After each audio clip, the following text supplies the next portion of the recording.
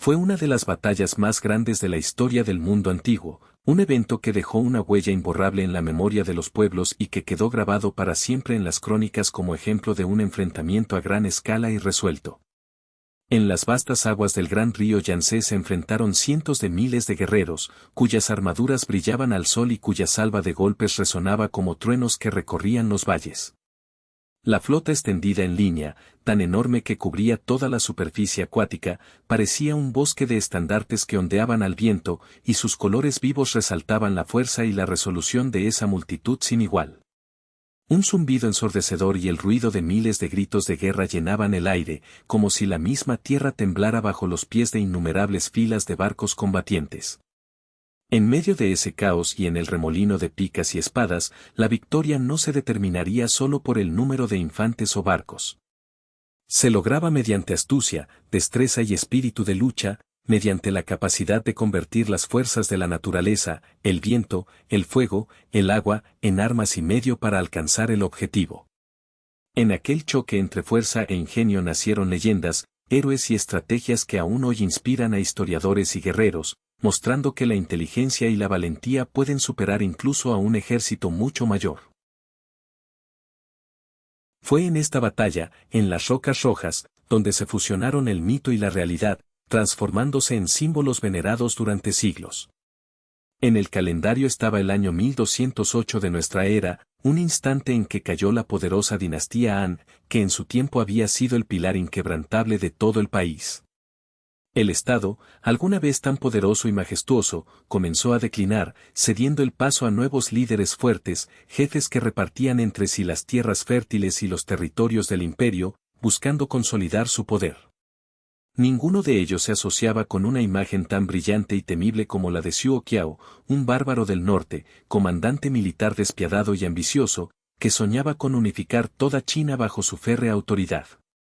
Su talento, crueldad y constante ansia de poder lo convirtieron en un enemigo formidable para todas las clases poderosas, y no dudaba en aplastar a sus rivales, dejando tras de sí un rastro de destrucción y miedo. Armado con un ejército de cientos de miles de guerreros, dirigió su vista hacia el sur, hacia el valle del Gran Yangtze, un río rico y fértil por donde fluye la vida del país entero. Capturar esas tierras sureñas significaba tomar el control de toda la nación, ya que el sur era su corazón y alma, la fuente de su riqueza y cultura. Pero en el camino del poderoso comandante se interpusieron dos oponentes que, a pesar de la diferencia en fuerza y números, resultaron ser figuras clave en la cadena de acontecimientos de la próxima batalla. Uno de ellos era un joven, valiente gobernante del este de Lu, llamado Sun Jianquan, que apenas había cumplido 20 años.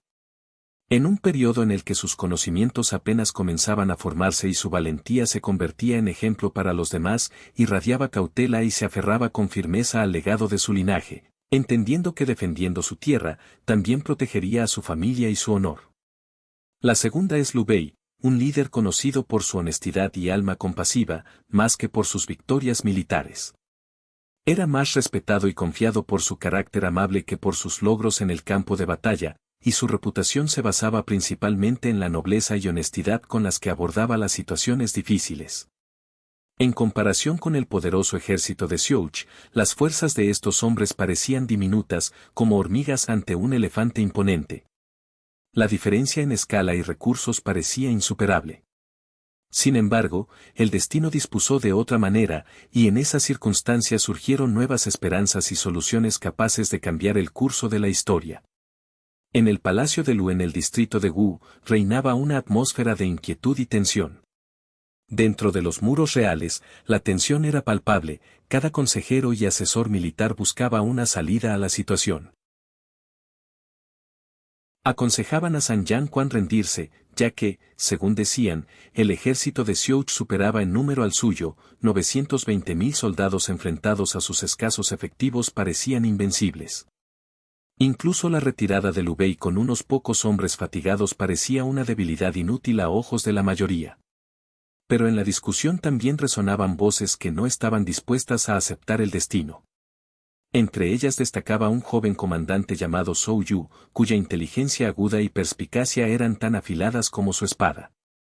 Él proponía buscar una salida, confiar en la suerte y en la sorpresa, en las fuerzas de la naturaleza, el fuego, el viento, el destino, para cambiar el rumbo de los acontecimientos a su favor. También participaba en las acaloradas discusiones un estratega llamado Juan, conocido como el dragón durmiente, famoso por su profunda sabiduría y visión a largo plazo, capaz de percibir oportunidades donde otros solo ven desesperanza. Sus ideas eran susurros sobre las posibilidades, sobre el poder del fuego, el viento y el destino, que inicialmente podían volcarse hacia aquellos que luchaban desesperadamente por su libertad. Una tormenta se acercaba, y los ríos Yangtze, en su tranquila calma invernal, parecían solo cúpulas de agua en calma. Pero esa quietud pronto fue reemplazada por llamas y polvo, pues el destino de todas las tierras, de todo el país, dependía de su astucia, valentía y determinación para desafiar lo imposible. En la ciudad de Sisan, en el sur del país, los destinos temblaban, pendían de un hilo delgado. San Yan Quan, joven y prudente gobernante de Wu, se encontraba en su sala, rodeado de consejeros que discutían acaloradamente entre sí. Algunos, como el erudito Zhang Xiao, insistían en la capitulación, argumentando que el ejército de Xiouch era invencible y luchar sería una pérdida de tiempo. Aseguraban que la batalla solo conduciría a la destrucción, y que era mejor rendirse para salvar la vida y el futuro. Otros recordaban que rendirse significaba terminar con la libertad y que una derrota en esa batalla significaba la pérdida definitiva de la independencia de Wu. Dentro, las emociones del joven gobernante estaban en ebullición. Su mano apretaba con fuerza el respaldar de su silla, estaba desgarrado entre el miedo y su deber. En su corazón luchaban la duda y la determinación firme.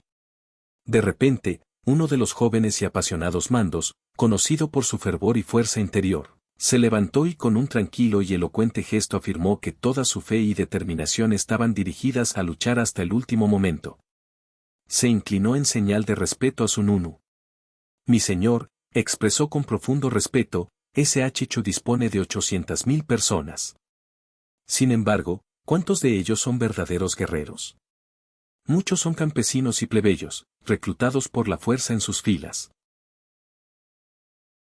Sus soldados están exhaustos por las largas campañas al norte, y su flota, aunque grande en tamaño, está mayormente compuesta por jinetes que no saben manejar barcos ni mantenerse a flote en el agua, en el río.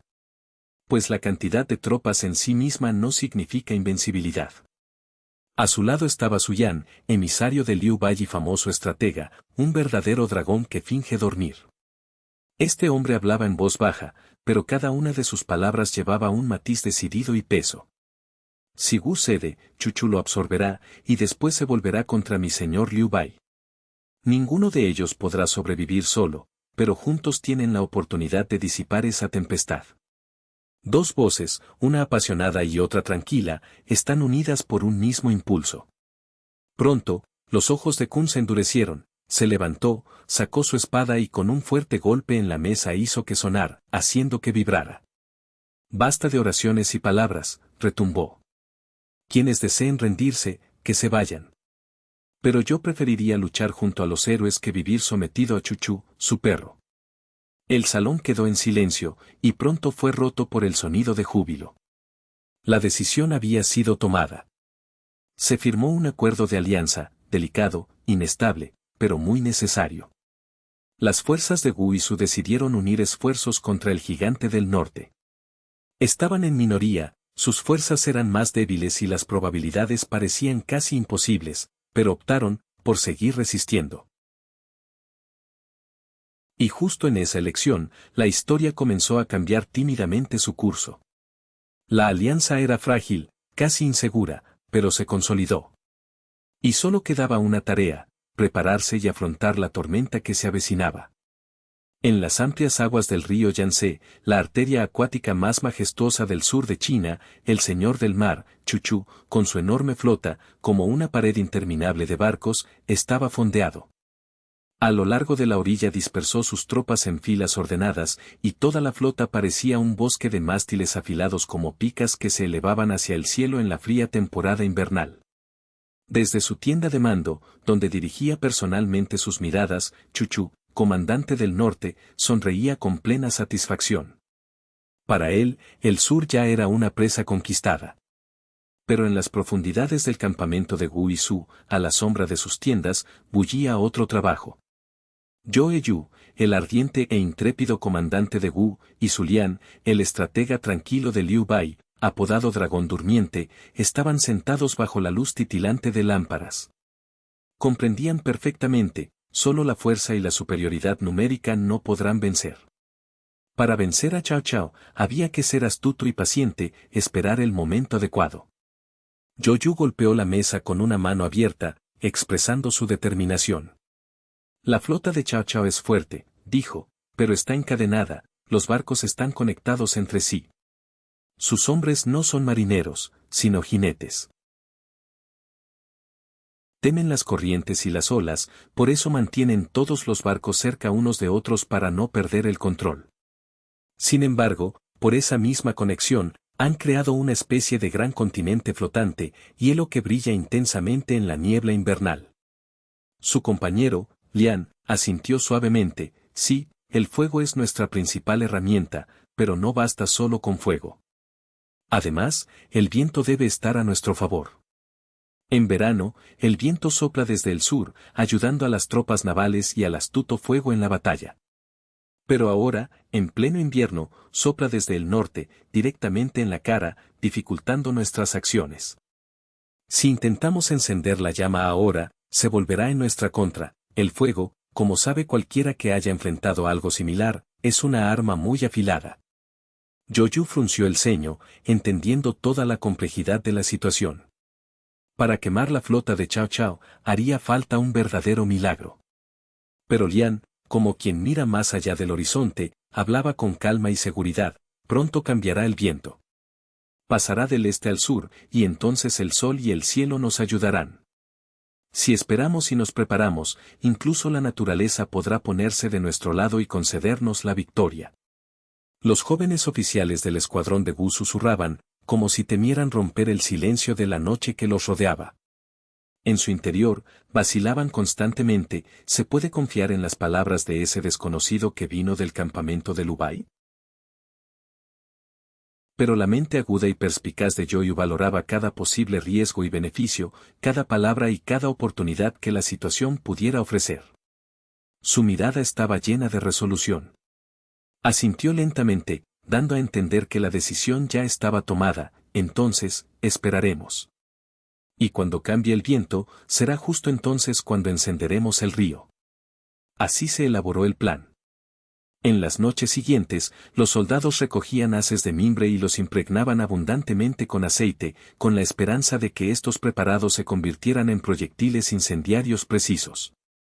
Se prepararon naves militares para que actuaran como barcos incendiarios, listos para infiltrarse inmediatamente en la flota europea enemiga.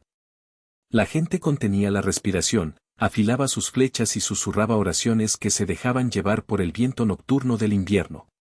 En ambas orillas del río, las antorchas brillaban, creando un parpadeo en la oscuridad y prometiendo una batalla decisiva. Un lado confiaba en su invencibilidad, preparado para aceptar cualquier desafío.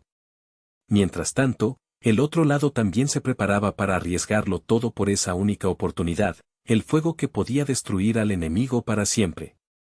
Las columnas de rocas que se elevaban por encima del Yangtze, conocidas posteriormente como las rocas sangrientas o acantilados rojos, aguardaban tranquilamente su momento.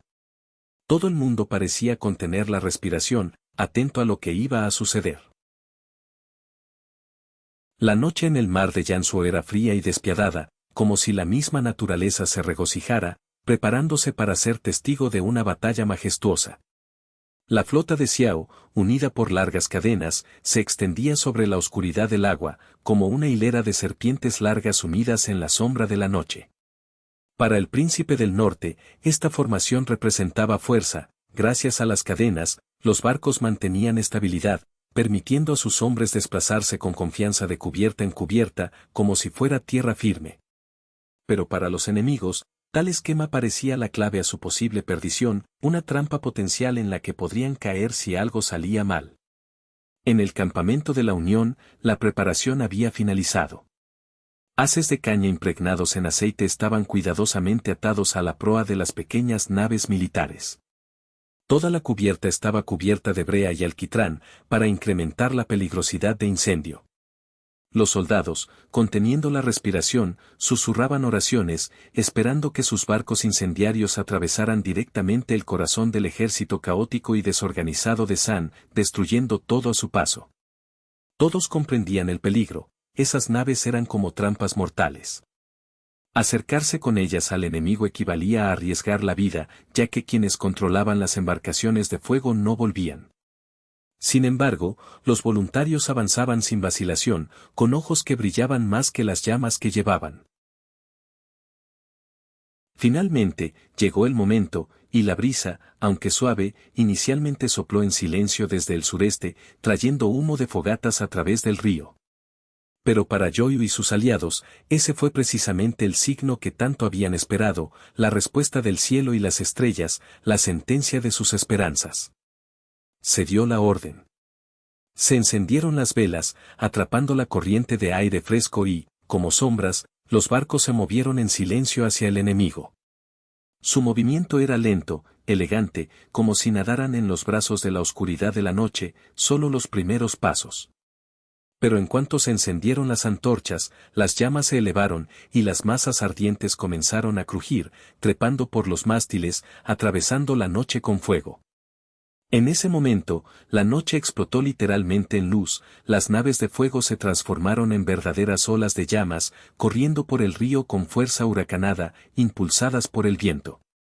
Los barcos, llenos de fuego, iluminados y iluminados por chispas, avanzaron como meteoros de fuego indomables, destrozando todo a su paso con una sonrisa feroz.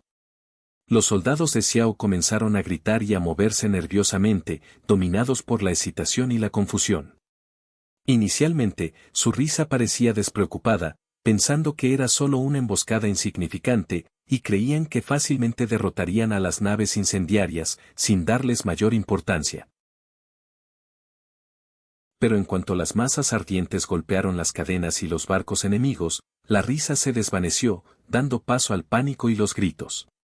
Uno tras otro, los barcos se prendieron en llamas, las cadenas se rompieron y el fuego se extendió rápidamente por las cubiertas, envolviendo todo a su paso. Hubo casos en que los hombres se lanzaron al agua helada para salvarse, pero las olas negras los absorbían, llevándolos lejos y ahogándolos. Los que quedaron a flote se quemaron en su lugar, atrapados en las llamas que los devoraban. En lo alto, en los acantilados que se alzaban sobre los picos rojos, el ejército de la Unión lanzó su golpe decisivo. Flecha tras flecha, y ella caía exactamente en el blanco, la fila enemiga se desmoronaba por las brillantes explosiones y resplandores de fuego. Los fuertes tambores de guerra retumbaban, reflejándose en el eco en la noche, siendo el único estruendo que silenciaba el caos y el miedo de los combatientes. En las costas sur de Wu, barcos y lanchas probaban sus fuerzas, hundiéndose y emergiendo rápidamente entre los restos incendiados dispersos en el agua, golpeaban a los restos dispersos del enemigo, dejando a su paso caos y llamas. Mientras tanto, en las costas de Lubaya, las fuerzas militares comenzaban a sumarse en órdenes de combate, con espadas y escudos listos para enfrentarse a los atacantes. Todo lo ocurrido quedó en el fondo de la noche, como testimonio de valor y desesperación, como una pausa en el flujo infinito de una era en vísperas de cambio, y como muestra de la determinación humana en la lucha por la supervivencia. El río, antes transparente y majestuoso, se convirtió en llamas ardientes devoradas por columnas de humo, y sus aguas se llenaron con la sangre de los caídos en combate. Chao Chao, observando desde la nave de mando, sintió como en un instante se derrumbaba la ilusión de su invencibilidad, que durante siglos se fortaleció junto a los sueños de poder y expansión. Su formidable flota, que era su principal fuerza en el sur, y que consideraba su escudo irrefutable, comenzó a desintegrarse bajo la embestida de la violenta tormenta de fuego, como olas de llamas celulares que traían caos y destrucción. La batalla en los acantilados rojos comenzó, y el propio río Yangtze pareció volverse en su contra, sus corrientes parecían ser solo una roca de avalancha para su caída. La noche ardía con incendios, y en la penumbra, el fuego rugía. La flota que una vez fue brillante, extendida en las aguas del Yangtze, para el amanecer se convirtió en chatarra carbonizada, mástiles rotos y cascos de barcos balanceándose en las olas como restos de sueños olvidados. Cenizas y madera podrida, cubiertas de humo, avanzaban lentamente por el cauce. Todo lo que quedaba de la fuerza de Cao Cao, su arma más poderosa y pilar, resultó ser su mayor pérdida. Decenas de miles de sus guerreros desaparecieron, unos quemados en el incendio, otros ahogados en las aguas oscuras, dejando tras de sí solo silencio y ruinas. Solo quedaron personas medio podridas, destrozadas, quebrantadas, muchas con el espíritu de lucha destruido, su disciplina destruida por la magnitud de las pérdidas y el terror. Con el tiempo, el frente de su ejército en retirada se reducía no solo porque los enemigos lo destruían, sino también por hambre, enfermedades y miedo que apretaban sus corazones con fuerza. Lo que hace poco era una fuerza indomable, ahora parecía una multitud fragmentada de cuerpos desgarrados y abandonados, una rebelión sangrienta de cuerpos heridos y extenuados. El propio Cao Cao, antiguo comandante del norte, orgulloso de su ejército de 800.000 hombres, ahora se vio obligado a huir, llevando solo fragmentos de su antigua gloria y poder. En su corazón desapareció la fe en la victoria, y el camino de regreso a casa atravesaba marismas de turba y estrechos pasos montañosos en el sur de China, tierra que su caballería y infantería temían y evitaban. La lluvia incesante caía del cielo, transformando las carreteras en ríos de barro que era difícil atravesar. Los caballos tropezaban y caían, las carretas se hundían en el pantano y los soldados abandonaban sus armas para no ahogarse en el fango y no romperse las piernas. Un lugar destacado en este caos era el Paso de Hurón, un paso montañoso serpenteante, inundado por pantanos, por el cual comenzaba la última etapa de la fuga. Allí, entre ciénagas y estrechos senderos tortuosos, empezó un verdadero colapso, los guerreros cansados y agotados resbalaban y caían, aplastados por carretas pesadas y carromatos atascados en el barro. En cada paso los acechaban emboscadas, partisanos y grupos partisanos que se escondían de los ojos, vengándose por el pasado. Ataques ingeniosos, repentinos y asfixiantes, agotaban al ejército como una hemorragia sangrienta. Quienes hace poco caminaban con valentía bajo el estandarte de Cao Cao ahora avanzaban, como si fueran fantasmas, agotados y medio congelados, desgastados al máximo. Ya no era simplemente una ofensiva militar, se convertía en una pesadilla nocturna de la cual no había salida. Toda la carga de combate, todo el orgullo y los sueños de poder se desmoronaban bajo el peso de las pérdidas y las pruebas. Delante, liderando a sus agotados y extenuados, iba Cao Cao, apretando los dientes por la desesperación. Luchaba contra la desesperanza, pues no enfrentaba solo a enemigos externos, sino también a un destino cruel que parecía acechar en cada uno de sus pasos. Desde el fuego de los acantilados rojos hasta los paisajes sucios de Hunún, su ejército, que alguna vez fue el más orgulloso y temido en China, ahora se desmoronaba en ruinas. Y él mismo, un hombre que soñaba con dominar el mundo, tuvo que huir, perseguido por el sonido de las llamas y los espectros del río. Cuando el fuego se calmó y el humo desapareció, el mundo ya no era el mismo. En las orillas del Yangtze todavía flotaban restos quemados de barcos y cadáveres, como un recordatorio de la terrible catástrofe. El sur permaneció vivo y sobrevivió, a pesar de todas las dificultades y peripecias de la batalla. Obtuvo la victoria, no solo sobrevivió, sino que también derrotó a un enemigo que parecía invencible. Para Cao Cao, el poderoso comandante del norte, que soñaba con el control sobre todo el imperio chino, los acantilados rojos quedaron como una cicatriz en su alma, inaccesible para sanar. Su desembarco fue destruido, su ejército derrotado, la fe, socavada. Aunque en el futuro volvió a luchar y lamentó nuevamente las derrotas perdidas, su sueño de un único estado quedó irremediablemente perdido a partir de entonces. El precio de los acantilados rojos, que pagó por sus ambiciones, fue una línea divisoria que ya no pudo cruzar. Para el joven gobernante Wei, San Quan, la victoria en la batalla se convirtió en un evento de destino que le aseguró un lugar entre los grandes estrategas y comandantes de China. Este paso decisivo fue realizado conscientemente, a pesar del peligro y el riesgo, ya que eligió el camino de la resistencia abierta, cuando parecía mucho más seguro rendirse y salvar la vida. Gracias a su valentía y determinación, logró mantener la independencia de las tierras del sur, enfrentarse a los enemigos más poderosos y no ceder a su superioridad. En ese momento, su heroísmo personal se convirtió en símbolo y ejemplo para las futuras generaciones, demostrando que a veces defender tus convicciones y luchar por la libertad es más importante que someterse a un enemigo más fuerte. A su vez, el comandante Liu Bei, que alguna vez fue un oficial insignificante, un ladrón del desierto y un vagabundo, cuyo estatus anterior parecía completamente insignificante, empezó a destacar. Su destino parecía estar completamente ligado a derrotas temporales y a la desesperanza.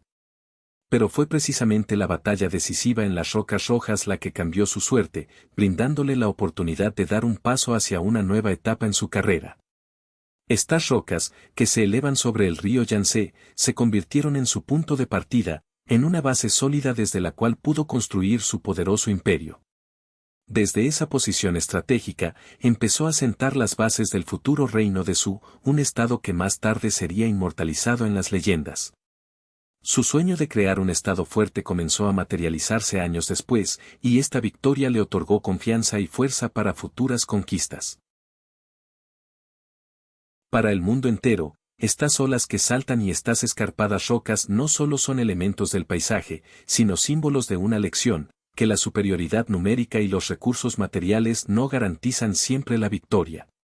La profundidad de la táctica, la astucia, la valentía, esas son cualidades capaces de cambiar el curso de una batalla, incluso contra enemigos poderosos y en número.